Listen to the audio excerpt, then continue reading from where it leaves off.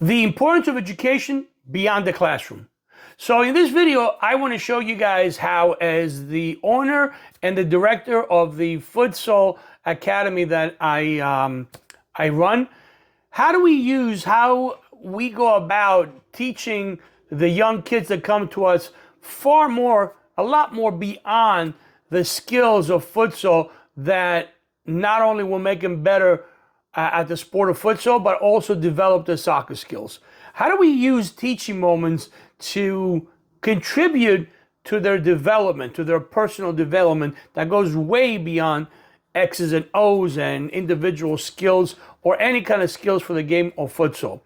If you stick around, by the way, till the end of the video, I am going to give you 5 additional ideas or education ideas that go beyond, I should say 5 examples that go beyond the classrooms that you can basically think about it in everyday life. 5 scenarios that maybe we don't think about, that maybe we don't take the time to use them as teaching moments, not just for kids. By the way, this video is addressed towards the kids because, again, I love young kids. I love to be able to teach young kids those life lessons. But those are lessons that we should apply in our everyday life, regardless of the age. So let's get started. By the way, before we get started, let me not forget, please smash the like button, subscribe, and share the content if you like it, and help us navigate and build this channel. Okay, so here we go. I've always believed that education extends beyond textbooks and standardized tests. Fact is that I'm one of those people that believes you get more education as your life goes on outside of the classroom. In fact, from the minute one is born, parents, family, friends, community contribute in a continuous education of that individual. It's not restricted to going to school to learn things. Education is a constant from the minute that we are born. Think about this. Every experience, every activity, every challenge provides a teaching moment that contributes to personal growth and human development from the minute we are born. So encouraging continuous learning, as far as I'm concerned, it helps individuals adapt, grow, and realize their potential, not just academically when it comes down to go to school, but emotionally, socially, and of course, let's not forget, morally. This approach emphasizes the idea that there are no failures. And you've heard this from other people. There are no failures, only lessons, which foster resilience and a growth mindset. Look, as a futsal academy owner, I already understand that sports like futsal, like soccer, are fertile grounds for teaching life skills, especially those team sports, in my opinion. By incorporating lessons from the sport that we're teaching, the philosophy that we're teaching, we are shaping not only better athletes, but also better students and, of course, humans. I want to go over 5 futsal-specific skills and moments that they provide life lessons. Now, again, if you don't know what futsal is, as I said prior, futsal is just a form of indoor soccer. So you can substitute those futsal-specific skill moments with soccer moments, all right? But again, in specifically futsal, because, as I said, I teach futsal. So the number one is, in futsal, decision-making under pressure, because futsal is being played in smaller spaces, right, is smaller restricted spaces. So the decision-making under pressure is a lot more than, let's say, if you were playing soccer in a bigger field. So again, players must make quicker decisions in tight spaces, like to pass, to shoot, to defend, all those decisions they have to make quickly in a futsal environment. How does that apply Or how does that translate into a life lesson? Well, it teaches adaptability and the importance of staying calm under pressure, right? That's a skill. And that could be valuable when they're taking exams. In a workplace challenge, if you're an adult. In an interpersonal relationship. It's a life lesson that it could start from a futsal court, a teaching moment, and if you point it out to the kids, it will click. Teamwork and communication. And by the way, I want to pause here and I want to show you guys a quick clip of what one of the teaching moments that we use in our futsal environment to show you the communication part. Why is it important to be able to communicate? So let me pause, watch this video, and I'll be right back. Since we have some new players, right? The standard is introducing ourselves. So we're gonna go with who you are, name, and who do you play for? Okay? Again, as you guys can hear, and I've said this before, communication starts with this. You have to be loud, you have to demand your presence and communicate with your teammates. So introducing yourself properly means a lot. Go. Oh man, poor. I'm Noah and I used to play for PA. Better. I didn't hear a word that you said. Say it again. I'm Tomas and I play for PDA. Tomas plays for PDA. Olivia plays for PDA. I'm Amir and I play for USA. Good. I'm Dean and I play for USA. Good. Now do it. I'm David and I play for FC Football. Nice. The reason why I speak very loud, right, is because obviously I've been playing soccer and coaching for a lot of years, and being able to communicate vocally is very important. So when you play futsal, let's say we play in this venue, right? You got one game there, and two here. There's going to be all kinds of noises. Players, referees, parents cheering, right? So you have to be able. If I win the ball, I got to be able, to talk to you, right? Okay? So I am a big fan of being vocal. Speak like you mean it, okay? Who you are and who you play for. My name is Manu and I play for Iron Man. So as you can see in futsal, success relies on clear communication. And by the way, I'm only using futsal again because that's what I teach. It could be any sport, soccer, basketball, football, okay?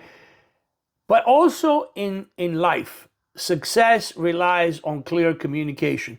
The ones that can communicate effectively usually see more success in their everyday work, in their everyday life, relationships, or what have you.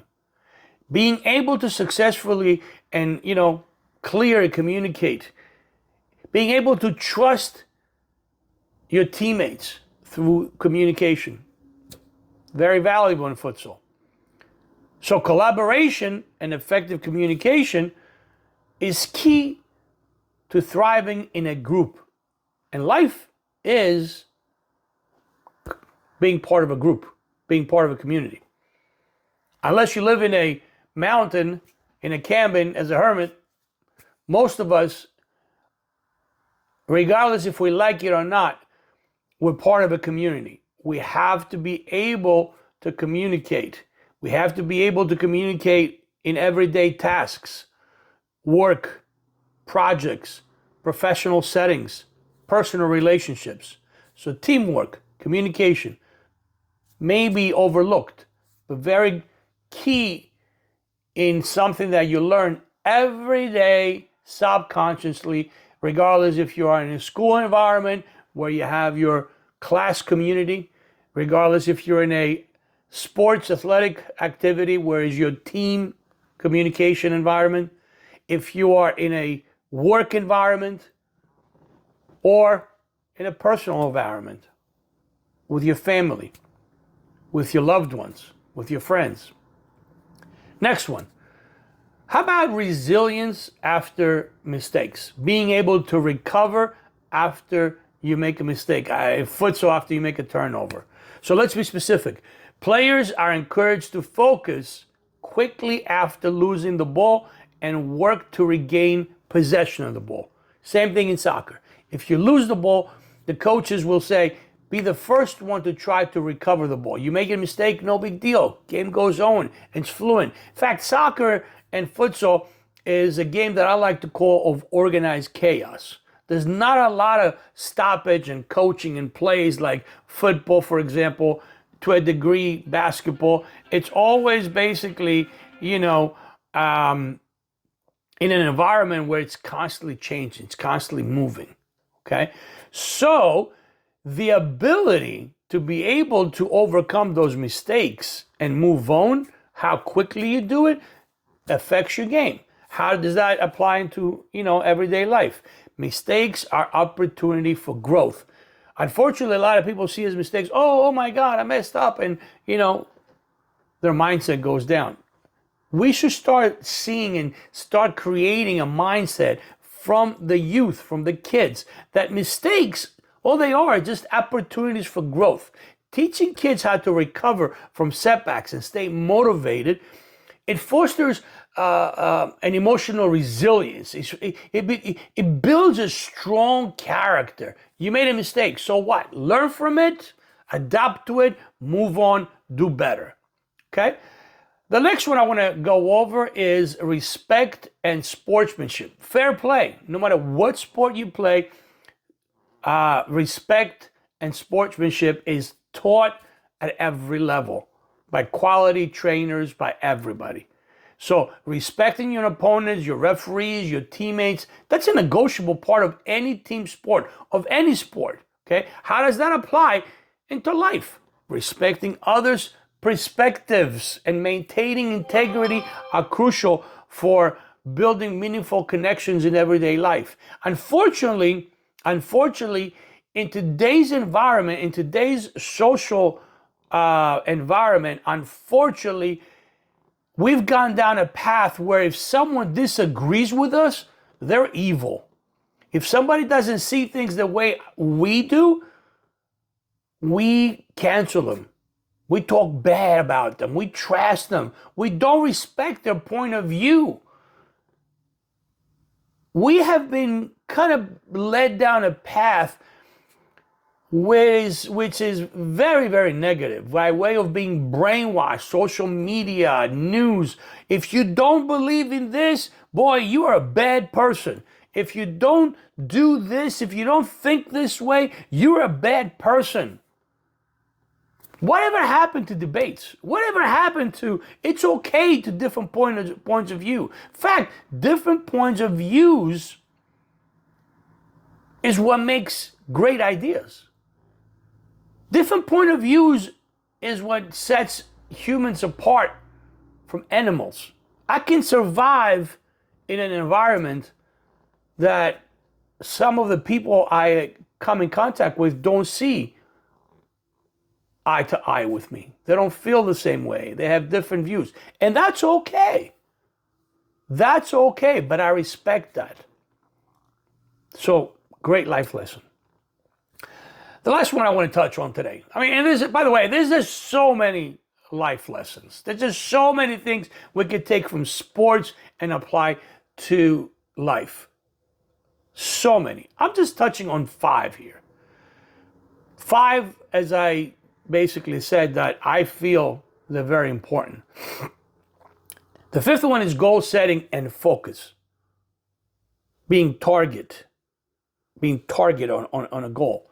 So I'm just going to use basically, one of my favorite things in futsal, which is scoring the goals. Scoring goals is, being able to shoot on target. So players are encouraged and they practice targeting specific areas of the goal so they can become better, shooters, so they can have more scoring opportunities. So we're focusing on that goal, a specific goal. Well, what's the life lessons of that? Setting specific measurable goals and maintaining your focus to help you achieve success, whether it's in academics, whether it's in sports, whether it's personal ambitions, whatever. You take one goal, okay, and you apply it and you stay focused. I am going to make sure that this market period, I am focused in doing every single homework assignment. At work, I am focused that the next 3 months, I'm going to do my best, whatever it's needed to elevate to the next level for a possible promotion. At home, I'm going to do my best to become a better father, a better mom. I'm going to become a better wife, a better husband. I'm going to focus on doing what it needs to take to communicate better with my children, with my wife. I think you get the goal, right? So, again, my top 5 that I kind of like is decision making, okay, and how it applies to life. Teamwork and communication, because that's around us all the time, no matter where. Resilience after making mistakes, how to recover quickly. Respect and teamwork. Respect other people's point of view. Respect and sportsmanship.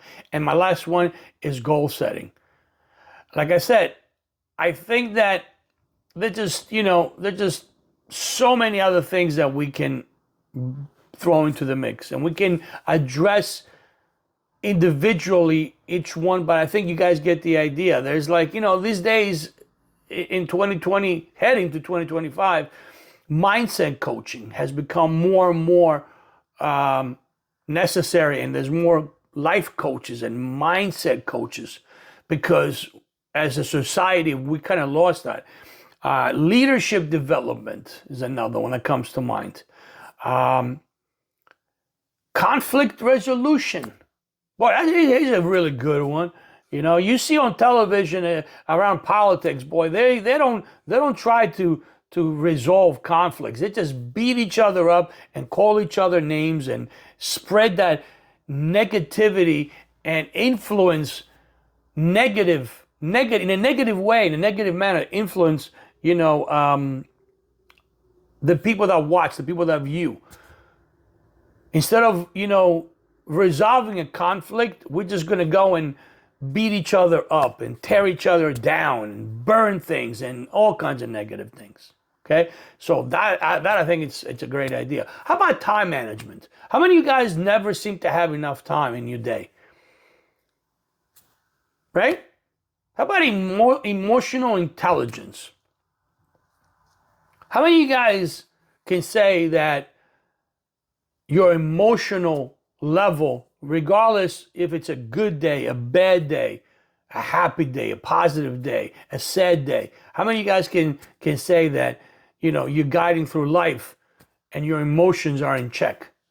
So again, as you guys can see, I just mentioned a couple of things, and those things do not come from ABC books.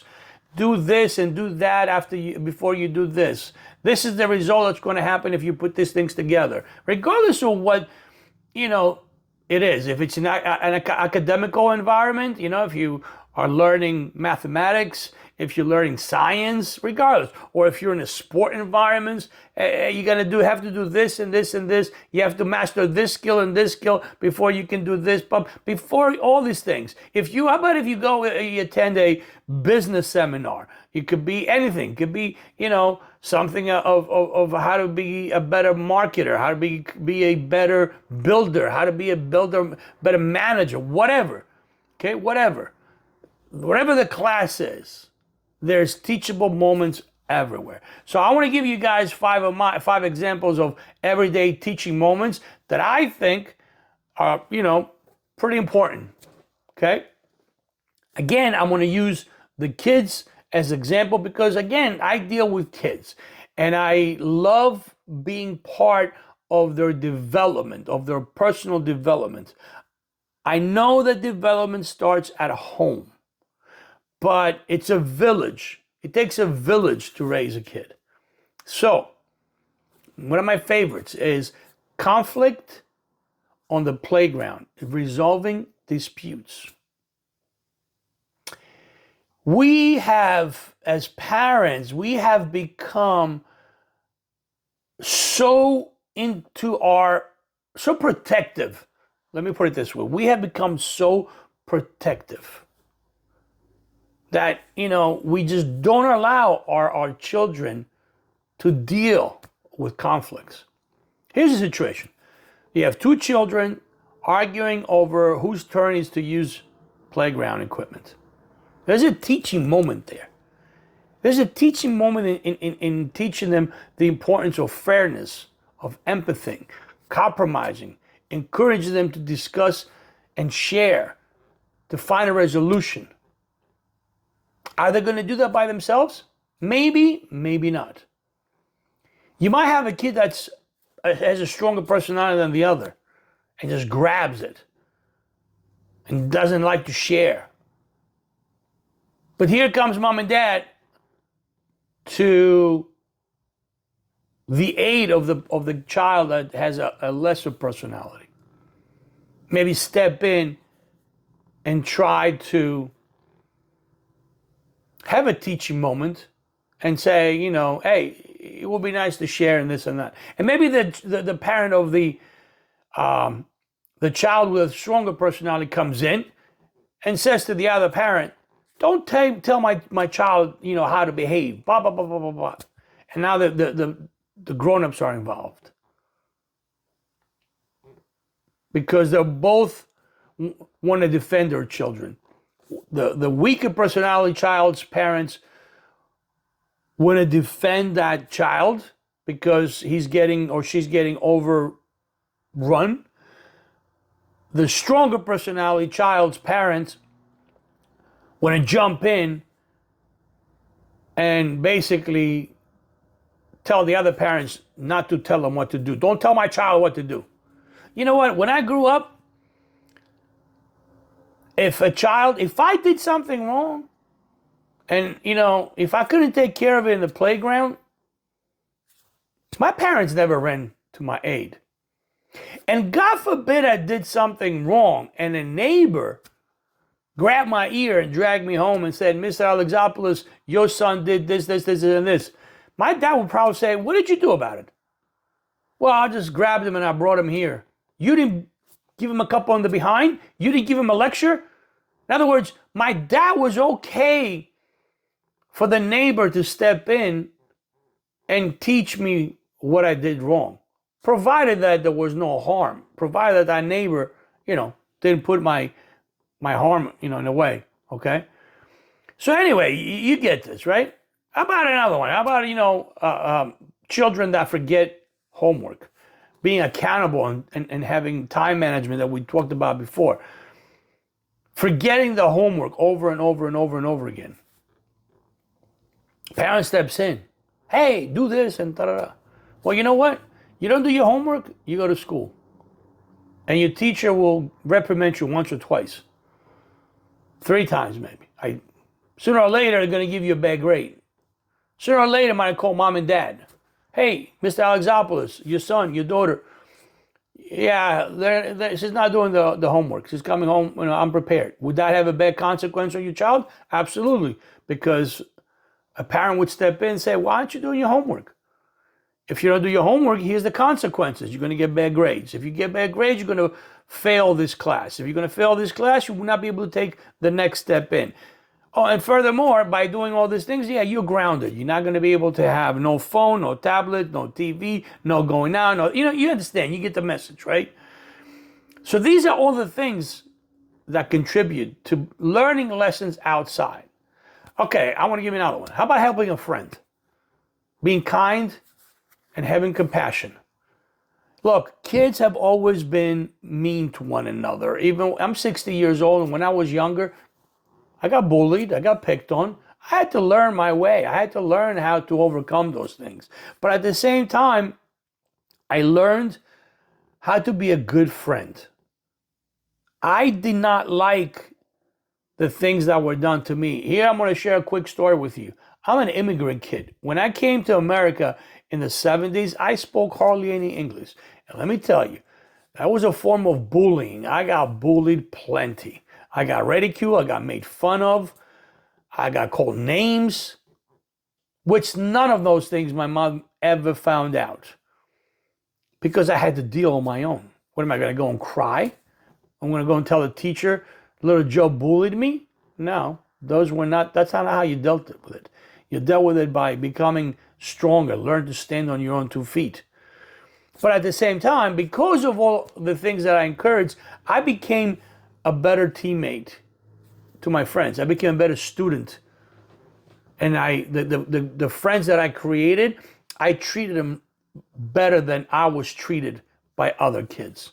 So I became a better friend, a better teammate, a better classmate, whatever you want to do it, whatever you want to call it, should I say. So that was a teachable moment, you know, reinforcing the values of helping others.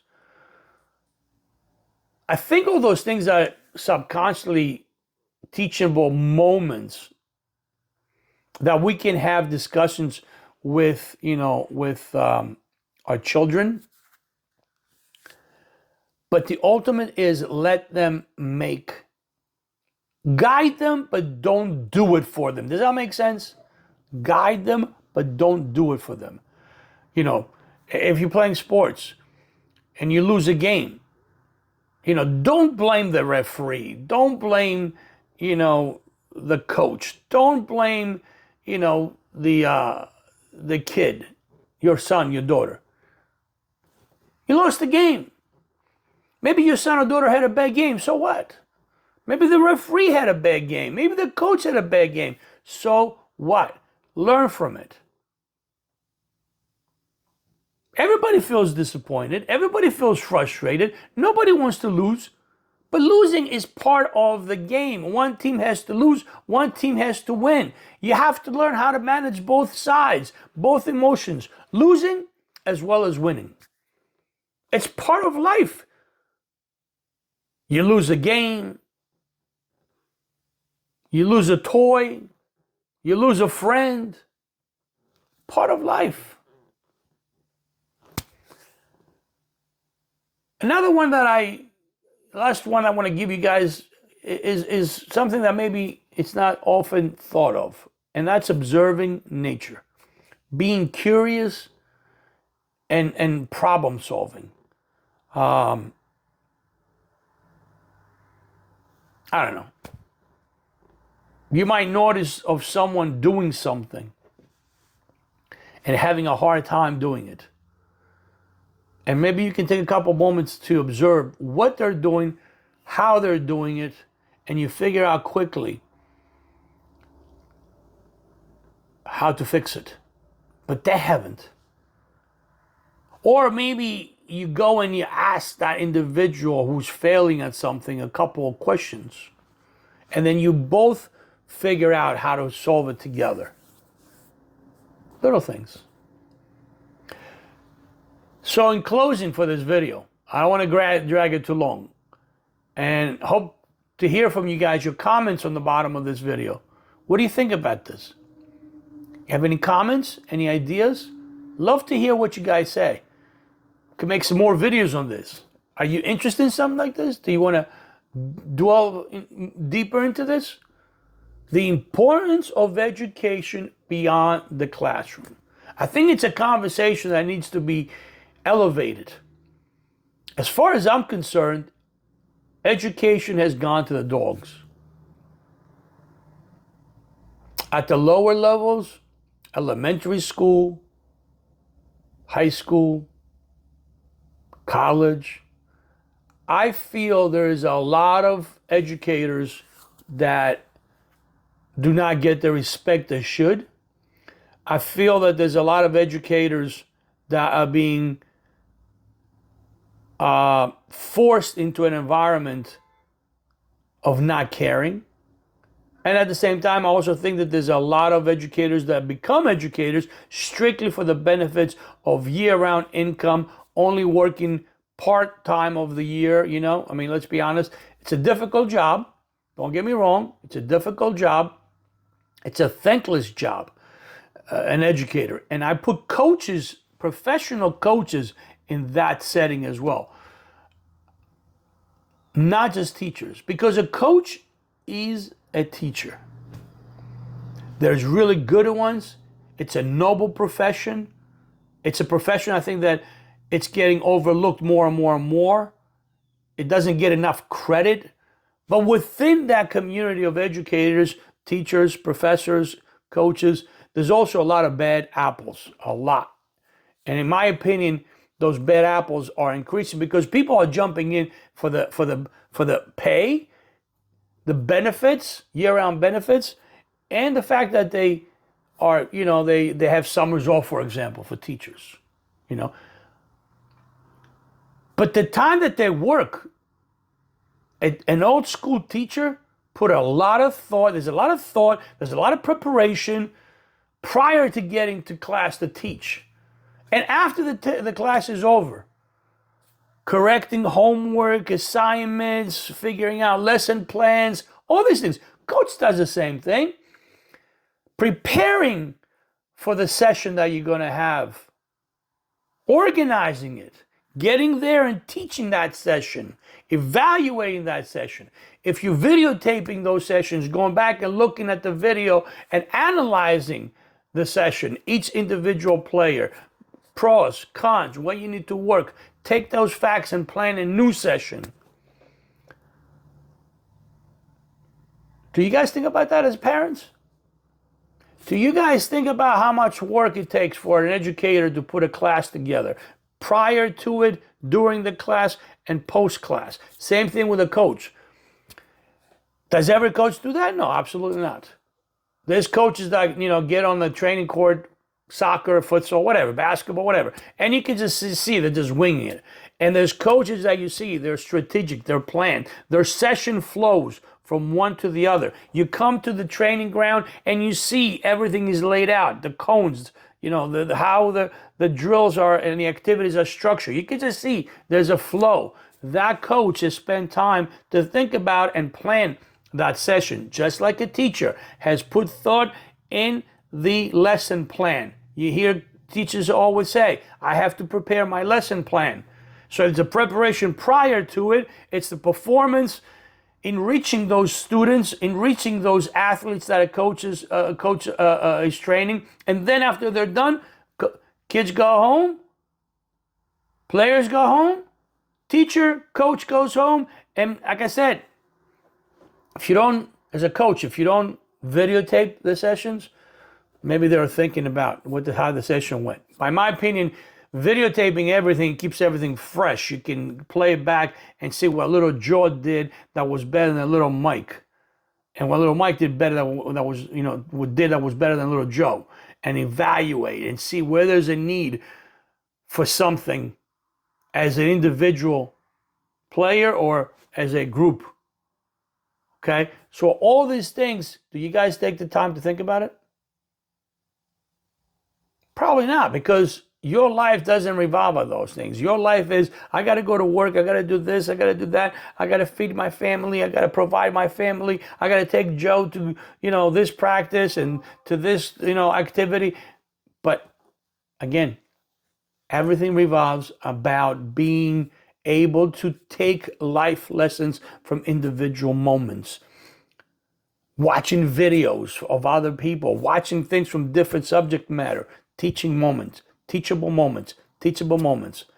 Okay? So once again, please, if you like this video, if you found value in this video, please subscribe, please share it, please comment. Love to hear what you guys think. Great source of inspiration for me to make more content. But let me know in particular what you think about this. Until the next video, have a great day and teach the kids.